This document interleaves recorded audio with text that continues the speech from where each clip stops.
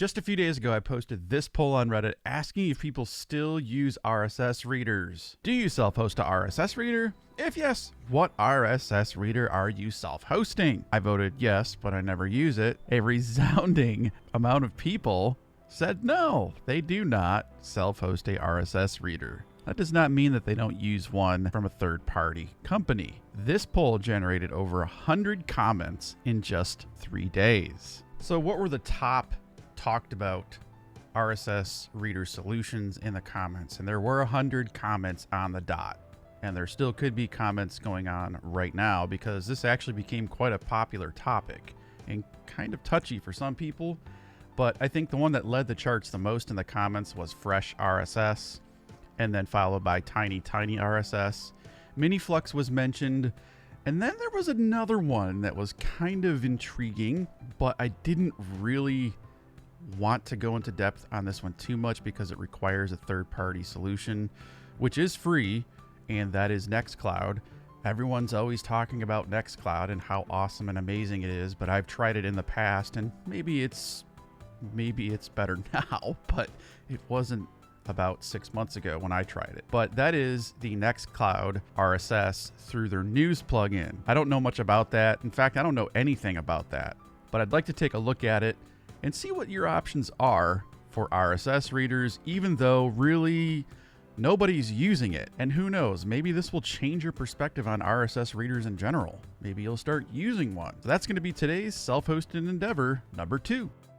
I've decided to start at the bottom of the least talked about in the discussion for that poll, and that is the Nextcloud RSS option. And lo and behold, it does have a RSS Atom feed reader. Here it is right here. So let's maximize this. If you're looking for something, this actually looks really nice. If you have Nextcloud installed, this is an option. Let's go ahead and take a look at the next image here. You can see you can add folders, you can view by all articles, but obviously if you don't have Nextcloud installed, this kind of isn't really an option. It is, but it isn't, because you'd have to install Nextcloud. I mean, that's kind of tempting because this does look really nice. It kind of reminds me of Gmail, the Gmail setup. So let's maximize this again and go back. That actually does look a lot like Gmail. Nextcloud always really was trying to be a Google alternative for Google Drive, spreadsheets, docs, and stuff like that. So it's not surprising that it does really look a lot like Gmail. I think it's a great looking solution. If you already have Nextcloud installed, what do you have to lose? Go ahead and install the RSS Atom news plugin and give it a shot. Try it out. Let me know what you think. I definitely would if I was using Nextcloud, but I'm not. Moving from the bottom up, the second to the last most talked about RSS reader option was Miniflux. Miniflux is a minimalist and opinionated feed reader, which focuses more on the most important thing, which is they say is the content. That's good, and they say that right here. So looking at the summary, no fancy features.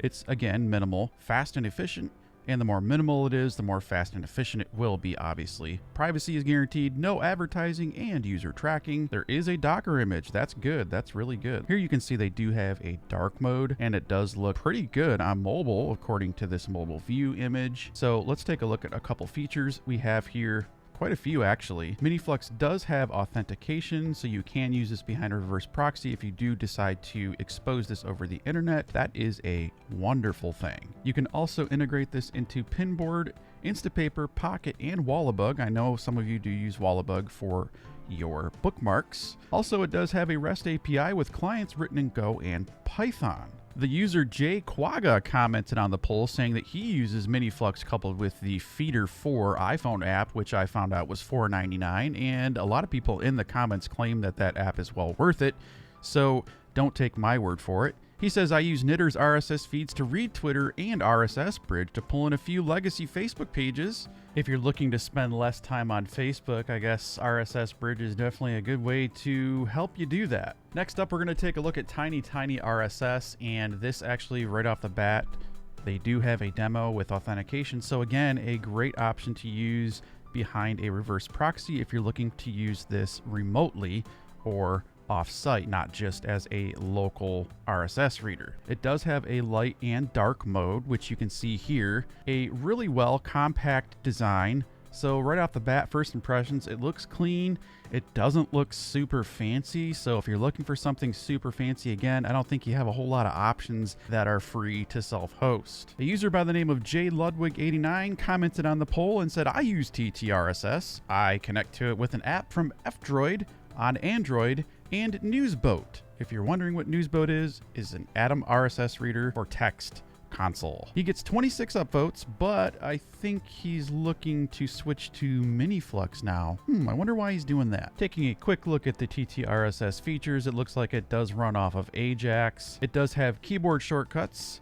You can embed full articles using site-specific plugins that they offer through their plugins and themes directory. Also, podcasts is a thing, apparently. You can even feed your favorite podcasts through TT-RSS. And lastly, it does have a JSON-based API. TT-RSS can be easily installed using the stock Docker Compose that they offer. If you're looking for an option with plenty of plugins, themes, and scalability, I think TT-RSS is the way to go. We do have one more that we need to cover. All right, finally, we are at the last one, which was the most talked about and the most mentioned in the poll that I shared, and that was FreshRSS, who even claimed to be probably the best right on their website. So let's take a look at FreshRSS. Here it is. This is the FreshRSS website. And they say right here at the top, a free self-hostable aggregator, probably the best. And then in quotations here at the very end, it says, in our opinion.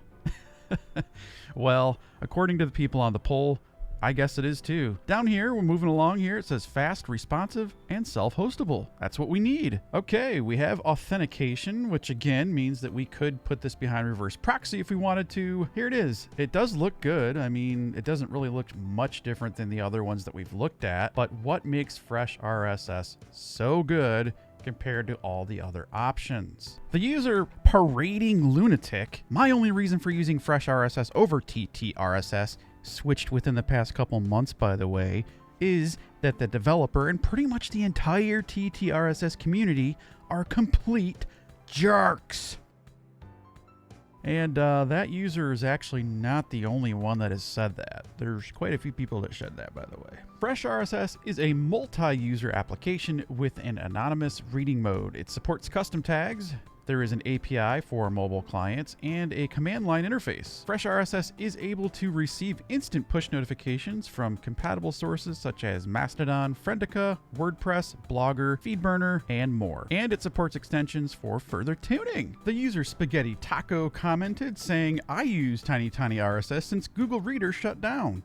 A couple months ago, I tried Miniflux, but I had some weird UI things I didn't love, so I gave FreshRSS a shot. It is fantastic. I use Reader on my iPhone and the web app on desktop, and it's by far the best setup I've had, and I've been using RSS daily for 20 plus years. You know, sometimes you just get into a rut that you just can't get out of. 20 years is a long time. So that's it, the battle of the RSS feed aggregators. What will it be? Self-hosted. It's becoming more and more of a thing now, especially with COVID going on, people staying at home. More people are diving into homelab and self-hosting in general. And that was today's self-hosted endeavor. Battle of the RSSs. Do you use one? Let us know in the comments below. That's going to wrap up today's video. Did you find today's video helpful? If you did, go ahead and leave a thumbs up. If you want to know when I drop videos and get a push notification on your phone, click the bell icon and that will let you know. Also, if you have any questions whatsoever regarding the video, drop a comment below and I'll be as quick as I can to respond to that. Thank you so much for watching, and as always, I will see you guys in the next one. See you then.